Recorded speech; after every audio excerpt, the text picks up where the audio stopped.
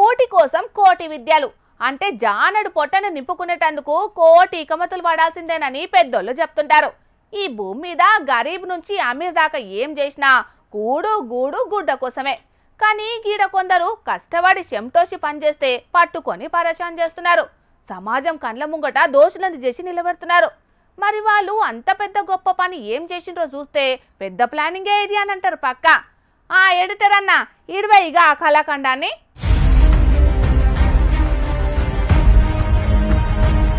ఆగో వీలేదో పరమ భక్తుల లెక్కనే ఉన్నారు.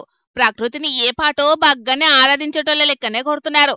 పబ్లిక్ ఎవ్వలు లేని జాగల గుండ్లల్లో దొవ్వి దీపాలు ముట్టించిండ్రు.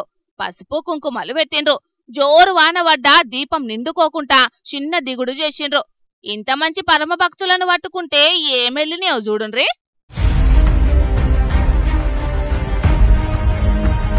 మెటల్ డిటెక్టర్లు, సెన్సార్ మిషన్లు ఏహే ఏ మాత్రం దగ్గుతలేరు కదా. గుప్త నిధులు దవ్వుట్లా ట్రెండ్ ఫాలో అయ్యేటట్టు కాదు, ట్రెండ్ సెట్ చేసే రేంజ్ లో ప్లాన్ చేసిండ్రు. హన్మకొండ జిల్లా ముల్కనూరు శివార్ల పనిశాతగాని కొందరు దొంగ బడివెగాలు గుట్ట కింద బొందలు దవ్వే పని ముంగటేసుకున్నారు. ఈ అశుభ కార్యానికి అంత శుభమే కలగాలనని తాంత్రిక పూజలతోని హారతిచ్చిండ్రు. గుండ్లల్లో తవ్వుడు దవ్వేండ్రు. అసుంట ఓయేటోళ్ళకి ఎవరికో డౌట్ అనుమానాలు కొట్టి పోలీసులకు మతల పెడితే టాస్క్ ఫోర్స్ పోలీసులు ఫీల్డ్ విజిటింగ్ వచ్చిండ్రు. గుండ్లు చుట్టుముట్టిండ్రు.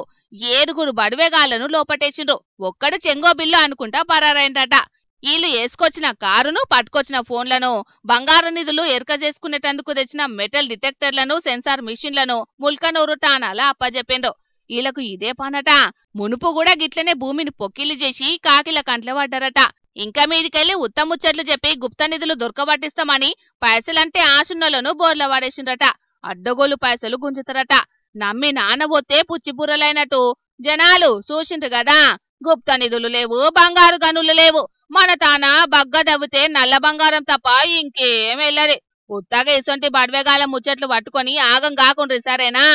అయ్యా పోలీసార్లు, ఇసొంటోళ్ళు మళ్ళా బయటకొచ్చి భూమిని పొక్కిలి చేయకుండా గట్టి శిక్షలేసి లోపట పడేటట్టు చెయ్యండ్రి సరేనా.